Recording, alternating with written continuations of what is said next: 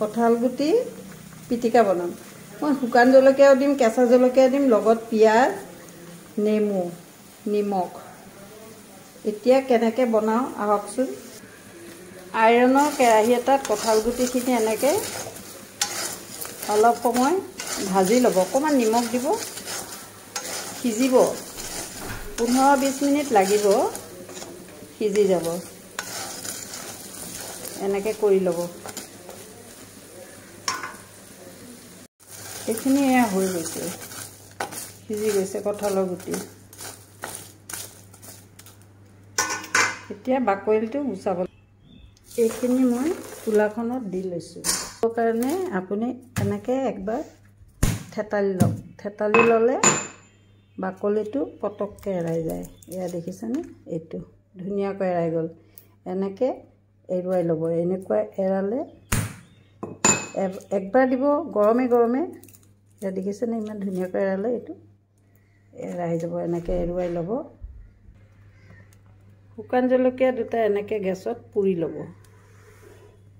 পুৰিলে অকণমান গোন্ধও ভাল আহে, টেষ্টটো ভাল আহে।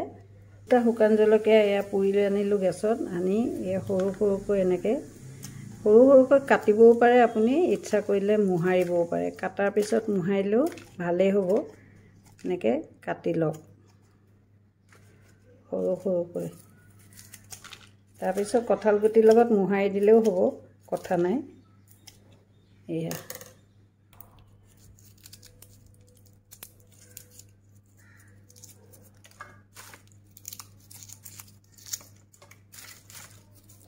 মোৰ পদ্ধতিত আপোনালোকে যদি কৰে পটাপট এৰুৱাব পাৰিব।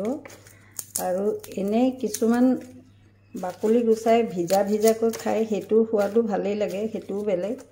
কিন্তু মই এই ড্ৰাইটো বেছি ভাল পাওঁ। এয়া দেখিছেনে কিমান পটককৈ এৰুৱালোঁ।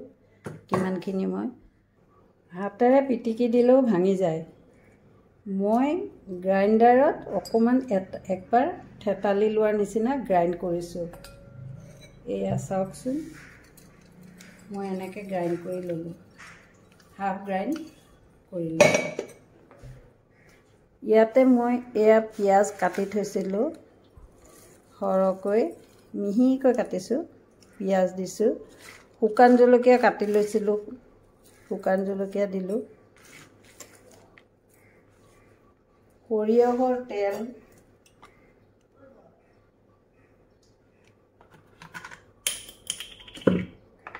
নিমখ দিম সোৱাদ অনুযায়ী,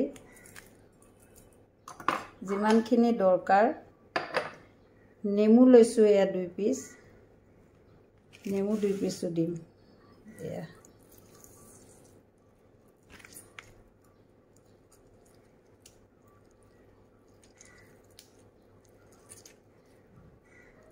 প্ৰথমে এইখিনি কঁঠালখিনি গ্ৰাইণ্ড কৰি লৈছোঁ গ্ৰাইণ্ডাৰত, হাফ গ্ৰাইণ্ড। পিঁয়াজ মিহিকৈ কাটিছোঁ, কাটি এয়া পিঁয়াজ দেখিছেনে? জলকীয়াও মিহিকৈ কাটিছোঁ, মই শুকান জলকীয়াও দিছোঁ। সৰিয়হৰ তেল দিলোঁ। এতিয়া মই ইয়াত নেমু চেপিছোঁ। নেমু দিলে সোৱাদটো ভাল আহে।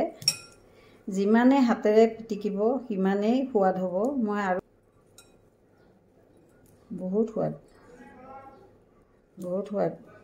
এয়া চাওক, মই হাতেৰে অকণমান লৈ দেখাই আছোঁ। এয়া চাওকচোন, ইমান সোৱাদ। এনেকৈ আপোনালোকেও ট্ৰাই কৰিবচোন খাবলৈ কঁঠাল গুটিৰ পিটিকা।